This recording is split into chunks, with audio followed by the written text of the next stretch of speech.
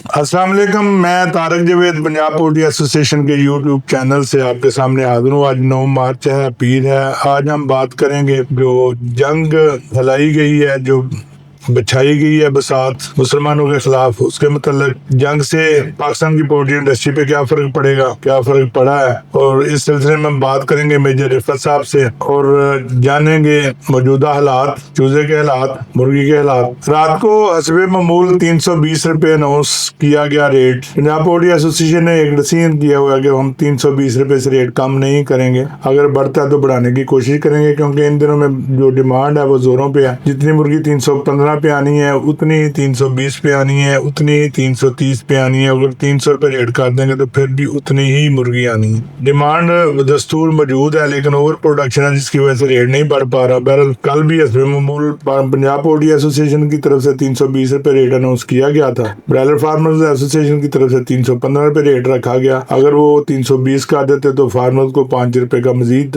एक रिलीफ मिल जाता, लेकिन शायद उनकी वो अपनी समझ है, सोच है, वो बेहतर फैसला करते हैं। हम उनको बुरा नहीं कह रहे, कोई उनकी स्ट्रेटेजी होगी, लेकिन अगर वो 320 कर देंगे तो ये फार्मर को 5 रुपए मिलने हैं, ना कि किसी लेस की शक्ल में निकलने हैं या किसी और शक्ल में निकलने हैं। अगर इसको 330 तक भी ले जाया जाए तो इसमें भी कोई बुराई नहीं है, लेकिन फार्मर एसोसिएशन उसको 315 से ऊपर ले जाने के लिए तैयार नहीं है। ये उनकी को अपनी हिकमत अमली है। बहरहाल अल्लाह मालिक। रात को 315 की लिस्ट आने के बाद पंजाब पोल्ट्री एसोसिएशन की तरफ से भी रेट 315 कर दिया गया। और ये 320 जो है ना, ये सिर्फ एक लाहौर का नहीं है, ये काफी सारे शहरों का है जो लाहौर से रेट आ रहा है सबका। तो ये 5 रुपए का जो नुकसान है, ये सिर्फ लाहौर के फार्मर्स का नहीं, सब शहरों का फार्मर्स का होता है। तो मेरी वैसे दरख्वास्त है कि इसको 320 और 300 बाद फिर 325-30 पे ले जाना चाहिए, ताकि फार्मर्स भाइयों को रिलीफ मिल सके। जंग के हालात बहुत ज्यादा खराब हैं, बहुत ज्यादा हमले हो रहे हैं।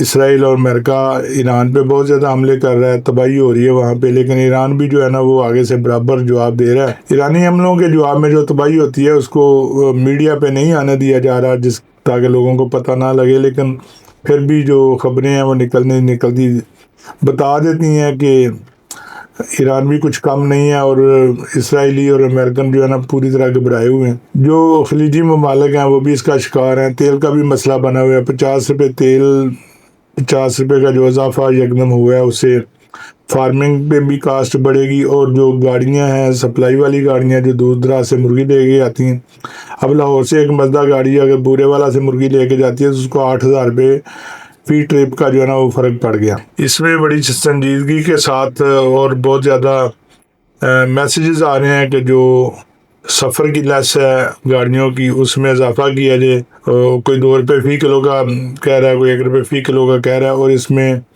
इंशाल्लाह ईद के बाद, ईद तक तो हम देखेंगे कि अगर रेट वापस आ जाता तो ठीक है, वरना ईद के बाद एक मशावरत करके इसके मुताबिक भी फैसला किया जाएगा। चूज़े पे भी बड़ा अजीबोगरीब असर हुआ। कल तक तो चूज़ा फुल बुक था, 2-2 हफ्ते की बुकिंग थी। लोग कह रहे थे जी चूज़ा अब 80-90-100 पे जाएगा, लेकिन आज चूज़े की वापसी होगी।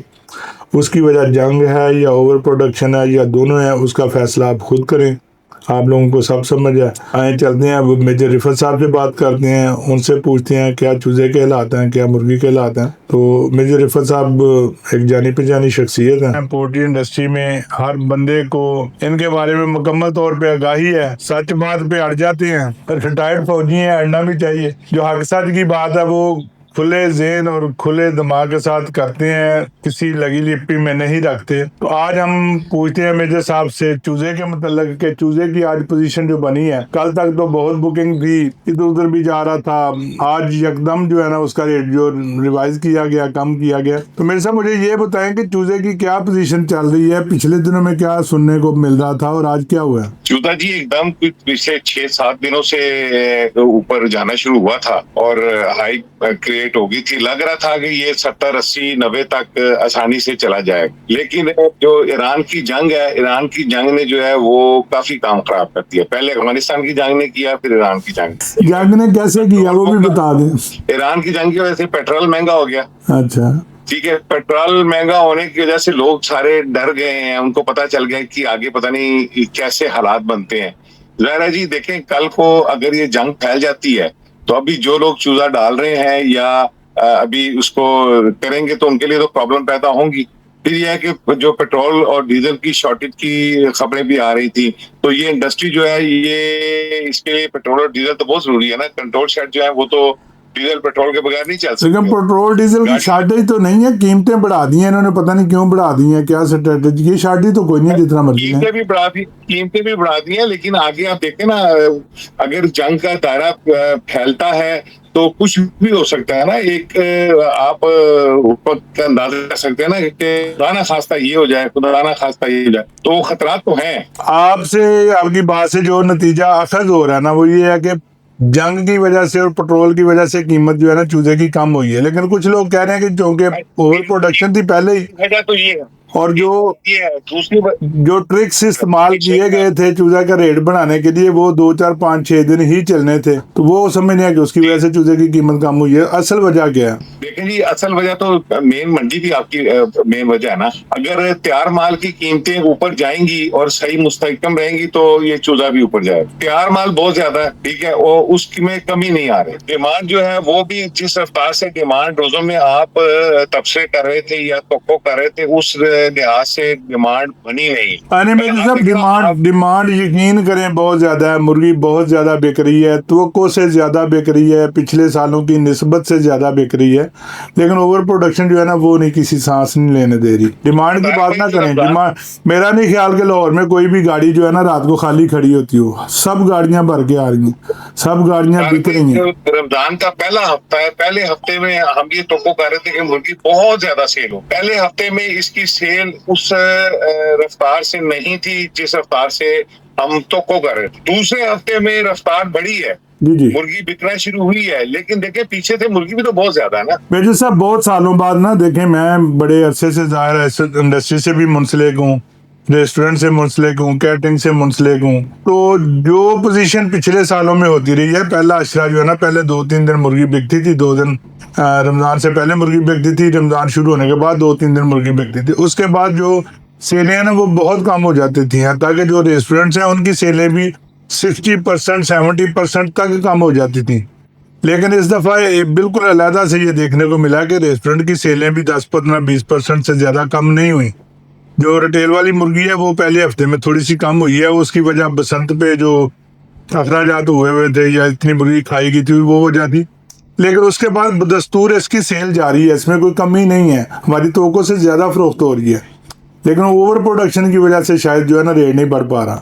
ओवर प्रोडक्शन भी दूसरा तार भाई, एक और बात भी है। मैं मुख्तलिफ जो ये टिक्का शॉप्स हैं इनका सर्वे वगैरह करता रहता हूँ, उनसे बातचीत करता रहता हूँ।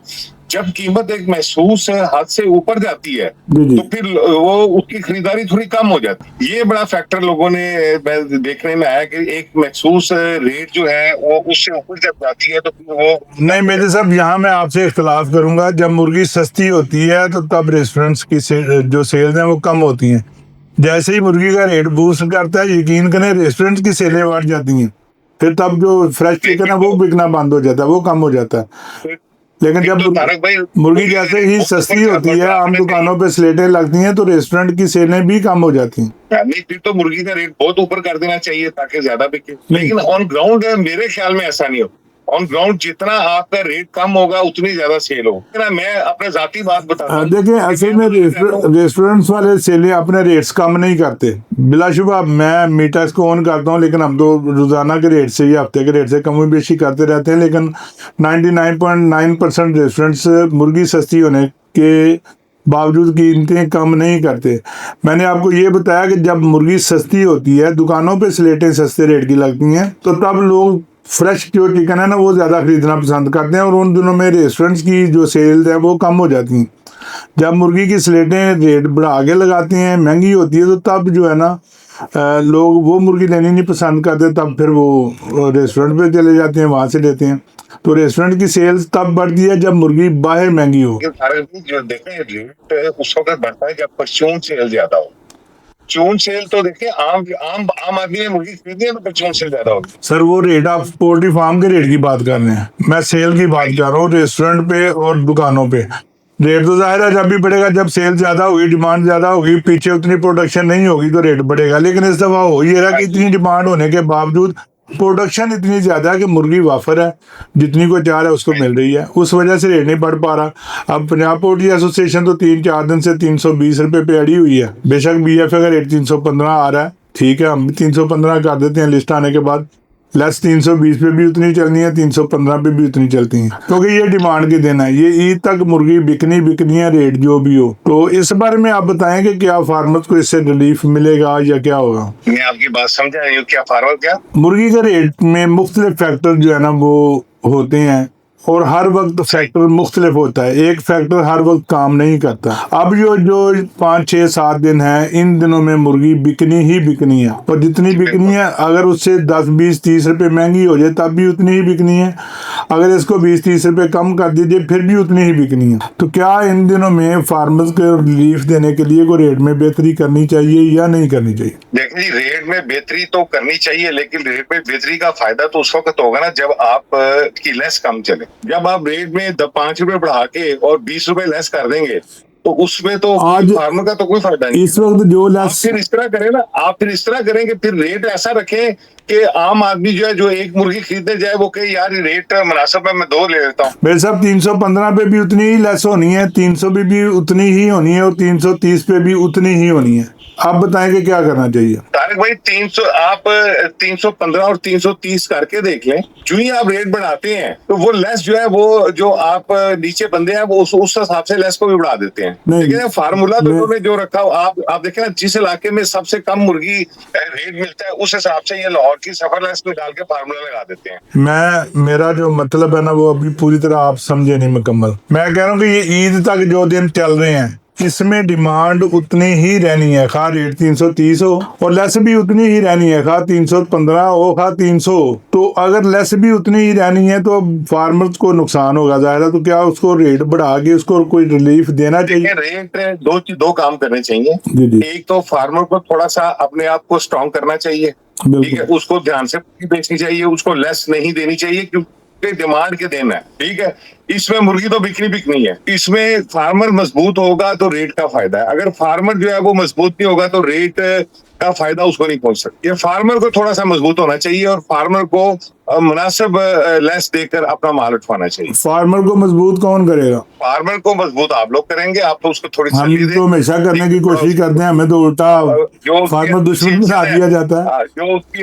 जो उसकी एसोसिएशन है वो उसको थोड़ा सा बताए। खुद भी फार्मर पढ़ा लिखा है, उसको खुद भी समझना चाहिए कि इतने नुकसानात के बाद मैं क्या करूंगा, मुझे थोड़ा सा संभलना चाहिए, मुझे वो इतनी ज्यादा लेस नहीं देनी चाहिए। अच्छा, अब आते हैं हम चूजे की तरफ। मुझे ये बताएं कि ब्रायलर फार्मर एसोसिएशन या पाकिस्तान पोल्ट्री एसोसिएशन या पंजाब पोल्ट्री एसोसिएशन, मैंने बारहा कहा है कि ब्रायलर फार्मर्स एसोसिएशन का ये काम वैसे बनता है, चूजे का कोई मुकम्मल मुस्तनद डाटा मरतब क्यों नहीं किया जाता? फार्मर एसोसिएशन तो बस नाम की है, उन्होंने ऐसे ना, उसमें तो वो तो नाम की है, उसमें ना तो कोई ऐसा अमला है ना कोई ऐसे लोग हैं, सिंसियर लोग हैं जो कि फार्मर की भलाई के लिए काम करें, ठीक है। वो तो पैसे बनाने के लिए, अभी मैं ज्यादा वो तफसील में नहीं जाता, फिर वो जाती रंजिशें बन जाती हैं। वो तो सिर्फ जिधर से उनको पैसा मिलता है वो उनका एम तो बस यही है कि इधर उधर से वो लूट मार वाला काम है। नहीं, मेरा नहीं ख्याल कि उनको को पैसा कहीं से मिलता है। हाँ, काम करना ना करना एक अलग बात है, लेकिन क्या आप ये समझते हैं कि चूजे का कोई डाटा मरतब होना चाहिए, फार्मर्स को कोई ट्रू पिक्चर मिलनी चाहिए कि इस वक्त इतनी मशीनें? फार्मर को पता होना चाहिए जी अपना चूजा हमारे पास कितनी प्रोडक्शन कितनी है, पता होगा तो फार्मर आगे चले। अगर ब्रायलर फार्मर एसोसिएशन ऐसा नहीं करती, पाकिस्तान पोल्ट्री एसोसिएशन तो ऐसा कभी भी नहीं चाहेगी क्योंकि उसमें सारे हैचरी ओनर्स हैं। अगर ब्रायलर फार्मर्स एसोसिएशन ऐसा कोई इकदाम नहीं करती, क्या पंजाब पोल्ट्री एसोसिएशन को चाहिए कि वो हुकूमती सतह पे या अदालती सतह पे कोई ऐसा कदम उठाए कि डाटा जो चूजे का है उसकी ट्रू पिक्चर जो है कि कितनी मशीनें इस वक्त चल रही हैं? ऐसे अभी तो ये हो रहा है कि कोई कुछ बता रहा होता है, कोई कुछ, तो एक कोई ऐसी कमेटी तश्कील दी जाए जो फार्मर्स के लिए ये डाटा मरतब करे और उसमें किसी किस्म की कोई बेईमानी, कोई बदनवानी ना हो। तारा भाई, जब से आपने फार्मर विंग बनाया है उस वक्त से आपकी भी ये रिस्पॉन्सिबिलिटी बन गई है कि आप भी इस पे काम, ठीक है। क्योंकि देखिए ना, फार्मर आपके झंडे के नीचे जमा है, ठीक है। अगर आपके झंडे के नीचे फार्मर नहीं है तो फिर आप एडिशनल काम कर रहे हैं। अभी ये आपकी जिम्मेदारी बनती है कि फार्मर आपके झंडे के नीचे जमा है, तो आप भी ये काम करें। और अगर आप ये काम करेंगे तो पहले भी माशाल्लाह आपकी बड़ी इज्जत है, आपकी इज्जत में और इजाफा हो जाएगा। जी, मेरे से बहुत शुक्रिया, आपसे राय ली है। मैं इंशाल्लाह आपको यकीन दिलाता हूँ कि ईद के फौरी बाद हम इस पे काम शुरू करेंगे और विद इन फ्यू डेज आपको इसका रिजल्ट भी देंगे इंशाल्लाह। इसमें कोई ना कोई कमेटी भी बनेगी और चूजे की मशीनों की जो बिल्कुल एक्यूरेट तादाद है वो फार्मर तक पहुंचाना हमारी जिम्मेदारी होगी। आपका बहुत शुक्रिया, आपने हमें टाइम दिया। इंशाल्लाह फिर बात होगी। अल्लाह हाफिज। जी नाज़रीन, मेजर रिफत साहब की बातें आपने सुनी। इंशाल्लाह चूजे के बारे में भी एक कमेटी ईद के फौरन बाद तश्कील देंगे और जाहिर है ये मशीनें हमें किसी ने आसानी से गिनने नहीं देनी। इसके लिए कोई मुनासिब तरीकाकार, कोई हुकूमती अहकामात, कोई अदालती अहकामात लेने पड़ेंगे। लेकिन मैं आपसे वादा करता हूँ कि इंशाल्लाह ईद के बाद ऐसा कुछ ना कुछ ज़रूर कर दिखाएंगे कि फार्मर्स को चूजे की असल मशीनों की असल तादाद जो है ना वो पहुंचाई जा सके। और सिर्फ मशीनें नहीं, कोई लाख चूजे की मशीन है, कोई 1.5 की मशीन है, चूजे की एक्यूरेट जो डाटा है ना कि इतने हजार, इतने लाख, इतना चूजा फी हफ्ते जो है ना, इस हफ्ते इतना प्रोड्यूस होगा, अगले हफ्ते इतना होगा, अगले हफ्ते इतना होगा, ताकि फार्मर्स को अपने फ्लाक डालने में, पालने में और उनका रिजल्ट लेने में आसानी हो। अल्लाह ताला आपका और हम सबका हामी नासर हो, हमें रिज़्क़ हलाल वाफ़र नसीब फरमाए। कल इंशाल्लाह फिर आपके साथ हाजिर होंगे। कल तक के लिए इजाज़त दीजिए। अल्लाह हाफिज़। पाकिस्तान हमेशा जिंदाबाद।